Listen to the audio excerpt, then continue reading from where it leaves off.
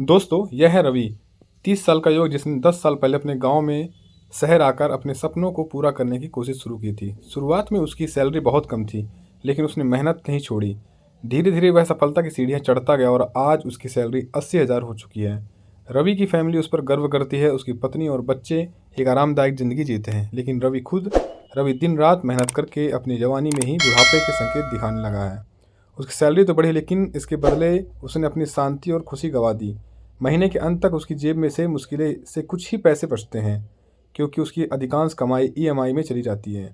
रवि के पास सेविंग्स नहीं है, वह अपनी नौकरी छोड़ भी नहीं सकता। अगर वह इसी रास्ते पर चलता रहा तो चाहे उसकी सैलरी लाखों में पहुंच जाए, वह कभी अमीर नहीं बन पाएगा। ज़्यादा कमाई से कुछ नहीं होता, अमीर बनने के लिए स्मार्ट प्लानिंग जरूरी है। रवि जैसे कई लोग बहुत मेहनत करते हैं फिर भी अमीर नहीं बन पाते। वहीं दूसरी ओर वॉरेन बफेट जैसे लोग जिन्होंने अभी हाई पेइंग जॉब नहीं की, आज दुनिया के सबसे अमीर लोगों में शामिल हैं। उन्होंने सिर्फ एक ही सही चीज़ की, कंपाउंडिंग का सही इस्तेमाल। वॉरेन बफेट ने न्यूज़पेपर बेचने से शुरुआत की थी, लेकिन उन्होंने अपने छोटे छोटे निवेश को लंबे समय तक कंपाउंड होने दिया। इसका नतीजा यह हुआ कि उनकी संपत्ति बिना ज़्यादा मेहनत किए लगातार बढ़ती रही। यहाँ तक कि मुकेश अंबानी को अपनी संपत्ति बनाए रखने के लिए कड़ी मेहनत करनी पड़ती है, लेकिन वॉरेन बफेट बिना काम किए भी पैसे कमाते रहते हैं। यही होता है इन्वेस्टिंग का असली जादू। कंपाउंडिंग एक ताकतवर हथियार है। अब आप सोच रहे होंगे कि कंपाउंडिंग सिर्फ पैसे पर ही लागू होती है, लेकिन ऐसा नहीं है। कंपाउंडिंग हमारी ज़िंदगी के हर पहलू पर असर डालती है। चलिए इसे एक कहानी से समझते हैं। मिक्की और जॉनी की कहानी।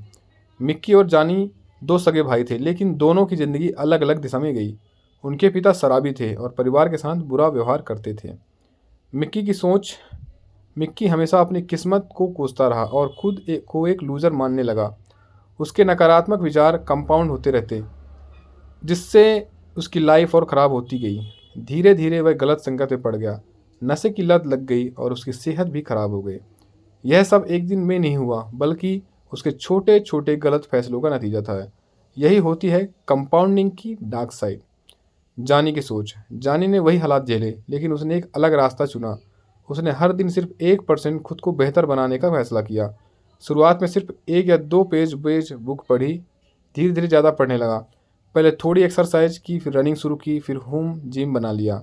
उसकी अच्छी आदतें कंपाउंड होती गई और वह एक आत्मविश्वासी बन गया। इसी सोच के साथ उसने पैसों की कंपाउंडिंग भी शुरू कर दी थी। हर महीने इन्वेस्ट करना शुरू किया और धीरे धीरे फाइनेंशियल फ्री हो गया। कंपाउंडिंग का असली जादू। 3 दोस्तों की कहानी। 3 दोस्त थे जो एक ही सैलरी पर काम करते थे। एक दिन वो अपने फ्यूचर प्लान्स पर चर्चा कर रहे थे। पहला दोस्त, उसने 25 साल की उम्र में 15,000 की एसआईपी इंडेक्स फंड में शुरू की और 10 साल बाद बंद कर दी। उसे 12% रिटर्न मिला और उसका पैसा 34 लाख हो गया।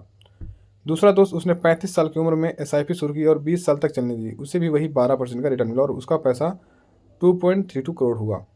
तीसरा दोस्त, उसने 40 की उम्र में एसआईपी शुरू की और 15 साल तक की। उसका पैसा 1.52 करोड़ हुआ। जब तीनों 55 साल के हुए तो एक बार फिर मिले और अपने पोर्टफोलियो शेयर किए। सबसे बड़ा शौक तब लगा जब पहले दोस्त का पोर्टफोलियो 3.28 करोड़ का हो चुका था, जबकि उसने एसआईपी सिर्फ 10 साल तक की थी। सीख, जितना जल्दी शुरू करोगे उतना ज़्यादा फायदा मिलेगा। इसका कारण कंपाउंडिंग का समय है। पहले दोस्त ने एसआईपी जल्दी शुरू की, जिससे कंपाउंडिंग को ज़्यादा वक्त मिला। यही कारण है कि छोटे निवेश ही बड़े असर डाल सकते हैं, बस उन्हें ज़्यादा समय देना पड़ता है।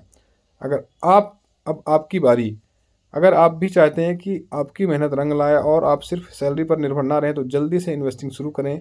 चाहे छोटे अमाउंट से शुरुआत करें, लेकिन समय को अपने पक्ष में करें। कंपाउंडिंग ही आपको फाइनेंशियल फ्रीडम दिला सकती है। अगर ये जानकारी पसंद आई हो तो वीडियो को लाइक करें और चैनल को सब्सक्राइब करें। आप जल्दी से शुरू करते हैं। Thank you.